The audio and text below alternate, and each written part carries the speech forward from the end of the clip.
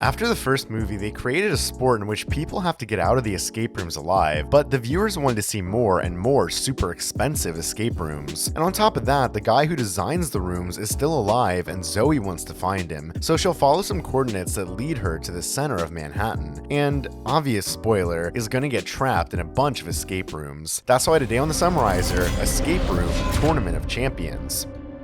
The story begins with a flashback to 2003 where a girl named Claire lives with her mother and father who's working on a lot of escape room models and has no time to spend with his family. The woman tells him that all this is destroying their family and that he should stop, but he gets mad because she wants to take him away from his daughter, and on top of that, the guy's running late with the project. So he asks her for an hour to finish the job and then they'll talk. So she goes for a swim, but in the meantime, strange things start to happen because her daughter's in her room with a strange face and her husband is looking at her through the door with another pretty strange face. Anyway, the strange things don't stop because now they show us that the girl has a box full of things, and I don't know why she opens an umbrella inside her room. We understand that later on though, because now we finally get to see what we were all waiting for, the escape rooms. At one point the woman gets into the sauna, but she's kinda sad, and she's even sadder when she finds out that someone closes the door and the sauna has just become an escape room. At that moment she calls her husband, but he doesn't answer, and now she has to figure out how to get out. On the glass there's a riddle. She discovers that the answer is a rock. She takes out one that has a different color, and inside there's a magnet. And at the end of the room was a piece of cake because the only thing she had to do was unlock the door with the magnet. But just when she's about to take out the last one, she faints and dies.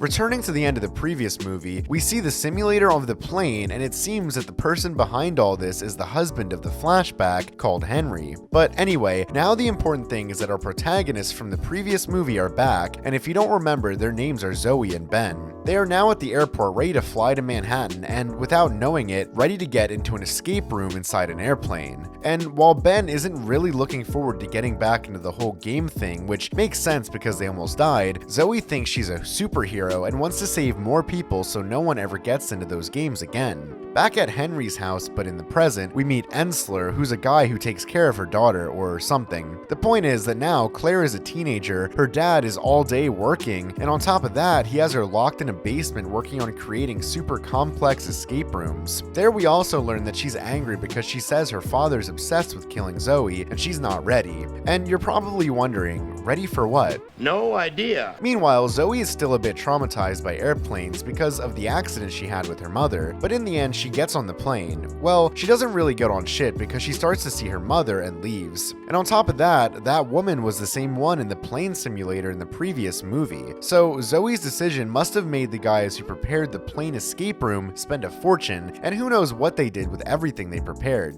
A while later, they start the trip in car and stop to sleep in a hotel. And even though at one point it looks like something's gonna happen between them, nothing really does. And when she goes to the bathroom, he starts to hear a noise, everything starts to break, and the room starts to crush him. Still, when you watch the movie, you realize that it's obviously a nightmare. After that, he wakes up, and finally they arrive at the location of the coordinates to look for the company Minos. But it seems to be all abandoned, and pay attention to this part because it doesn't make any sense. The two characters approach a homeless man who offers to help them get into the building, but in a distraction, he steals a pocket watch from Zoe's mother, and this makes the protagonist follow him to the subway, run after him for a while, and everything happens perfectly for them to enter the subway car and the guy gets out. And so they finally get locked in what will be the second escape room of the movie. And thank God that they were not 5 minutes late to the building, that while they were running the subway nobody stopped the thief, and that I don't know how they managed to get anyone to interfere with the plan, because if they hadn't, in addition to an airplane, they would have put a subway in you know where.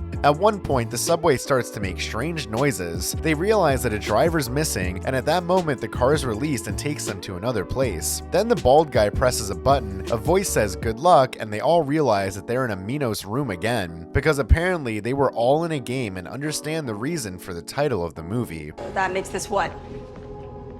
Tournament of Champions? Oh, that's why they call it that. And here I have to introduce you to the rest of the main characters of this movie. This bald guy named Theo who wants to use his phone but has no signal, and on top of that he goes crazy because it's his wife's birthday that same day and he has to go back home, which he shouldn't worry too much about because he's gonna die for sure. Brianna, who was in one of these escape rooms, and in her group they were all influencers. Nate, who's an alcoholic and was the only one who survived the rooms of the group of priests. And lastly, Rachel, who I can't remember how she got there. There they realize that only one is gonna live, a fan starts to be heard, something connects to the train, everybody's electrocuted, and now the subway has electricity. So they start looking for clues, press a button, find a bag, and inside there's a towel, a handle, and they go to see where the fuck they put the handle. The bald guy realizes that he has to communicate that they found that, but for that they open the driver's door and they realize that they need tokens. And finally they realize that the advertisements are misspelled or missing letters. And I don't even know how they realize that they have to pull the handles and each one represents a letter of the alphabet. So they grab something to avoid being electrocuted and pull, getting a token with each letter. As the power increases, they all get a couple more tokens, and at one point the bald guy finds the 3 missing letters, but he gets electrocuted and dies.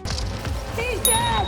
Zoe realizes that the phrase is welcome back, and that opens the door to escape. There they get into a kind of elevator, and the next room is a bank with a system of lasers that is activated when some tiles are pressed. So they have to cross to the other end and to get out through the vault, but without activating the lasers. Oh, and there are also some keys for some safe deposit boxes, so they open those with Sonia's name on them. By a play on words, they realize that they have to put blood on the bills, and with that, they get the ATM code. That moves 1 clock, and with those times, they have to follow a path. The problem is that when Nate gets to the middle, they need another 3 numbers, and the rest of them start searching, but it takes too long and Nate goes crazy, and as he's religious now, he thinks he's guided by God. There, everyone tells him to stop, but he keeps going, until he ends up activating the lasers and passes out. Anyway, in the end, they manage to open it, and with that, the last seconds, they all manage to get in. After that, they arrive at a beach. There they find a camera, they take a picture, and they have to find a boat or something. I don't know, they find a lot of things. At one point, they find a metal detector and an anchor, but then some quicksand is activated, they start to sink, and Rachel dies. Well, actually, Rachel doesn't die because Nate sacrifices himself to save her, and he dies instead.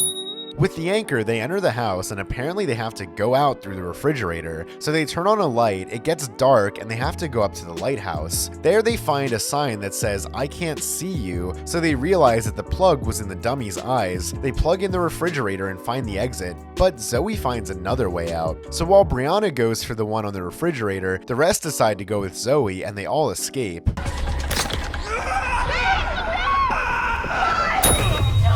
Well, not all of them, because Ben dies, and Zoe is just super sad remembering all the things she lived with him. Goodbye, my lover.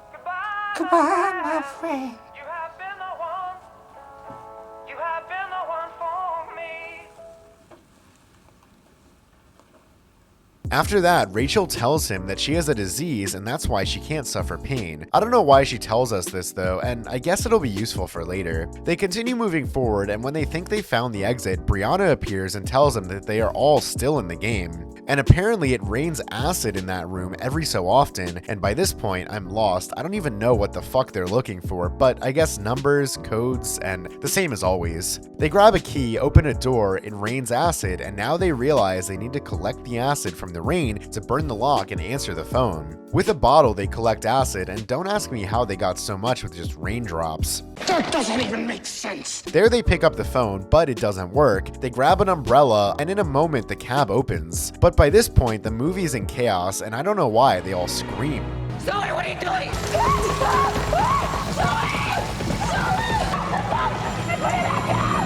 I can't get it open!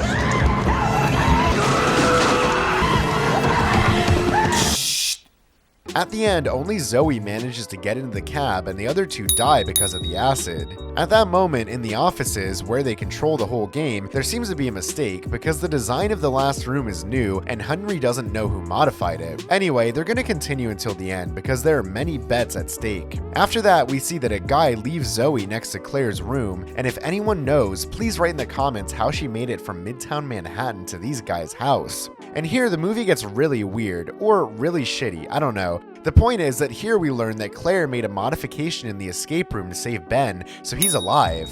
but her father found him and they put him in a sauna like the one at the beginning. After that, I'm not sure how, but Zoe helps Claire with a kind of puzzle in her room, and they start saying a bunch of numbers, but really a bunch of numbers. They can live for up to 50 years. Radium, titanium, lithium. The atomic numbers for that are 322, 77, 495 to 429. 776 BC, and then the third tile is Pericles. cheese sequence. 1.618. The ratio is represented by the regular 5, right? I understand nothing. There they start watching a weird game that I didn't understand. They do numbers, drawings, and at one point Claire manages to get out, but then she realizes that her father shot Ensler. There Henry gets angry because she escaped, but Ensler shoots him. They leave him locked in the room, and while the two go to save Ben. And Ensler is just left there shot without they even calling an ambulance, so I guess he must have died too. At that point they save Ben by turning off the trap. Claire gives Zoe the address to go get him, and finally tells her that she left all the bad guys locked up so the police can find all the evidence. In the end, Zoe's reunited with Ben, he gives her her mother's watch, and the movie is over.